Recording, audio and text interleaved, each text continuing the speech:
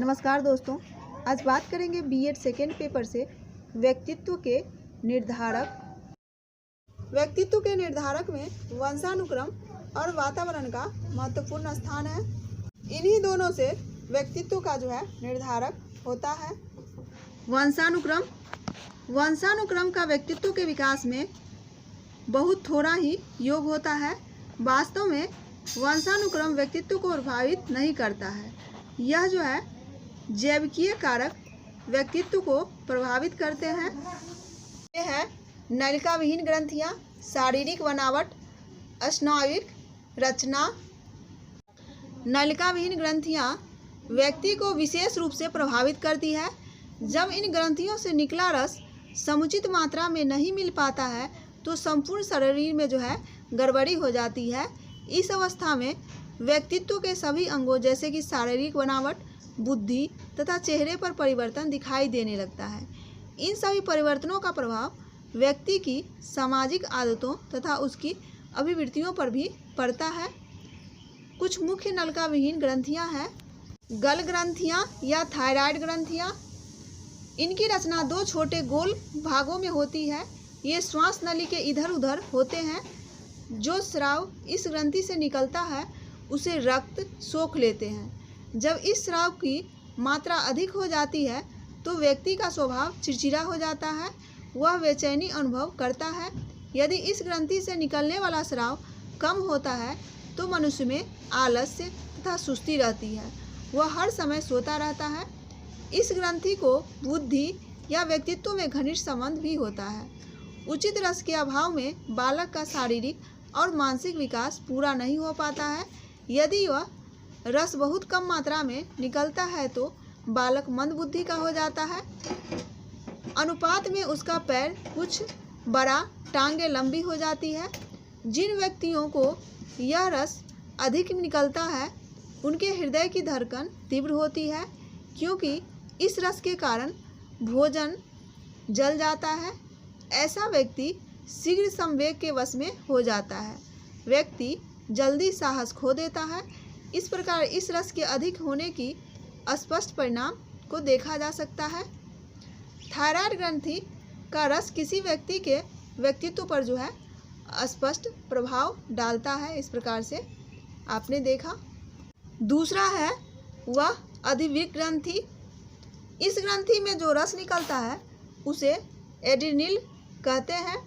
यह रस किसी व्यक्ति के संवेगात्मक व्यवहार को प्रभावित करता है। इस ग्रंथि के दो भाग होते हैं, बाह्य भाग और आंतरिक भाग। इसमें यदि बाह्य भाग सक्रिय रहता है तो व्यक्ति उदास, कमजोर तथा चिड़चिड़ा हो जाता है, परंतु इस भाग के अधिक सक्रिय होने पर ये दोष उत्पन्न होते हैं। आंतरिक भाग के कम सक्रिय रहने पर व्यक्ति संवेगात्मक समायोजन नहीं कर पाता है, परंतु अधिक सक्रिय होने पर व्यक्ति की संवेगात्मकता बढ़ जाती है। अगला है पीयूष ग्रंथि। यह ग्रंथि लाल और भूरे रंग की होती है। यह मस्तिष्क के नीचे स्थित होती है। इसका आकार मटर के समान होता है। इस ग्रंथि के दो भाग हैं, अग्रभाग और पश्चभाग। यदि इसका अग्रभाग अधिक क्रियाशील हो जाता है तो बालक की लंबाई बढ़ जाती है, उसकी गर्दन बढ़ जाती है और पलकें मोटी हो जाती है। यदि शारीरिक वृद्धि कम हो जाती है तो व्यक्ति बौना रह जाता है। इस ग्रंथि के पश्चभाग का संबंध शरीर की उस अवस्था से होता है जो रासायनिक क्रिया करता है। यह ग्रंथि रक्तचाप में वृद्धि करती है। यह भाग गर्भाशय, मूत्राशय और पित्ताशय की मांसपेशियों के संयोजन में सहायता करता है।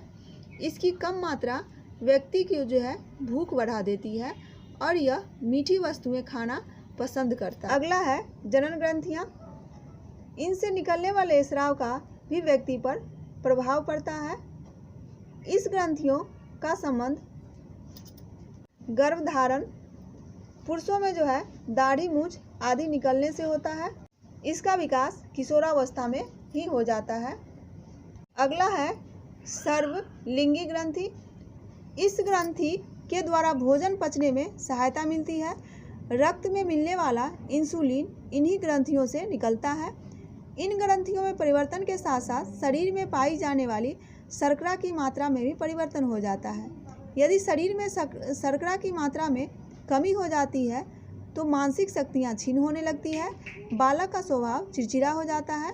यह ग्रंथियाँ व्यक्तित्व के विकास की दृष्टि से उतनी महत्वपूर्ण नहीं है जितनी कि दूसरी ग्रंथियाँ हैं, किंतु फिर भी इस ग्रंथि के अभाव के कारण सुस्ती और बीमारी उत्पन्न हो जाता है। ये व्यक्तित्व को साधारण रूप से विकसित नहीं होने देता है। दूसरा है शारीरिक बनावट। शारीरिक बनावट का भी व्यक्तित्व के विकास पर प्रभाव पड़ता है। मोटा आदमी स्वभाव से प्रसन्न दिखाई देता है, वह हंसी मजाक अधिक करता है। दुर्बल व्यक्ति जो है चिड़चिड़े स्वभाव के होते हैं। आकर्षक व्यक्तित्व वाला व्यक्ति अन्य व्यक्तियों को अपनी ओर आकर्षित कर लेता है। जो व्यक्ति अन्य व्यक्तियों को अपनी ओर आकर्षित नहीं कर पाता है उसमें हीनता की भावना आ जाती है। स्नायुक रचना व्यक्तित्व को यह प्रभावित करता है। जिस व्यक्ति का स्नायु संस्थान जितना अधिक विकसित होता है उसका व्यक्तित्व भी उतना ही अधिक विकसित होता है। व्यक्ति की समस्त क्रियाएं स्नायु संस्थान से संबंधित होती है। अगला है वातावरण। इसके अंतर्गत भौतिक वातावरण, सामाजिक वातावरण और सांस्कृतिक वातावरण आते हैं। भौतिक वातावरण, जो व्यक्ति ठंडी जलवायु में रहते हैं वे अधिक परिश्रमी होते हैं। गर्म देश के निवासी काले, आलसी और सुस्त होते हैं। भौतिक वातावरण का प्रभाव बालक के व्यक्तित्व पर भी पड़ता है। सामाजिक वातावरण में परिवार, समुदाय और विद्यालय का प्रमुख रोल होता है। परिवार को देखें तो जो बालक स्नेह में पले होते हैं उनका व्यक्तित्व प्रसन्न दिखाई देता है, किंतु बालकों को जो है आवश्यकता से अधिक स्नेह भी नहीं मिलना चाहिए। जिन बालकों को अत्यधिक स्नेह मिलता है उनके व्यक्तित्व का विकास रुक जाता है, वह सदैव दूसरे पर निर्भर रहते हैं। जिन बालक को अपने माता पिता का स्नेह नहीं मिलता है वे अपराधी हो जाते हैं। दूसरा है समुदाय। प्रत्येक बालक किसी न किसी समूह में खेलना पसंद करता है। इस प्रकार वह समुदाय का सदस्य बन जाता है। बालकों के विभिन्न समूह होते हैं। अपने समूह में बालक अपने विचारों को स्वतंत्र रूप से प्रकट करता है। जिस बालक में नेतृत्व के गुण होते हैं वह बालक समूह का नेता बन जाता है। समूह के नियमों का पालन करना बालक के लिए आवश्यक होता है। इस प्रकार समुदाय बालक के व्यक्तित्व को प्रभावित करता है। अगला है विद्यालय। जब बालक विद्यालय को जाने लगता है तो वह अनेक बालकों के संपर्क में आता है। बालक को जो है विद्यालय की परिस्थितियाँ उसके व्यक्तित्व को प्रभावित करती है। अगला है सांस्कृतिक वातावरण।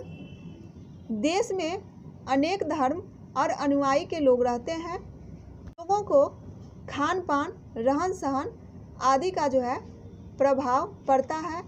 आधुनिक समय में धर्म का प्रभाव जो है कम होता जा रहा है। किसी धर्म में हत्या करना अच्छा समझा जाता है तो किसी धर्म में बुरा। किसी समाज में स्वतंत्र आचरण को अच्छा समझते हैं तो किसी समाज में जो है उसे हे दृष्टि से देखा जाता है। तो समाज के रीति रिवाज, प्रथाएं, रूढ़ियाँ, परंपराएं बालक के व्यक्तित्व के विकास को प्रभावित करती है। तो ये था व्यक्तित्व विकास के निर्धारक। लाइक, सब्सक्राइब और शेयर जरूर करें। धन्यवाद।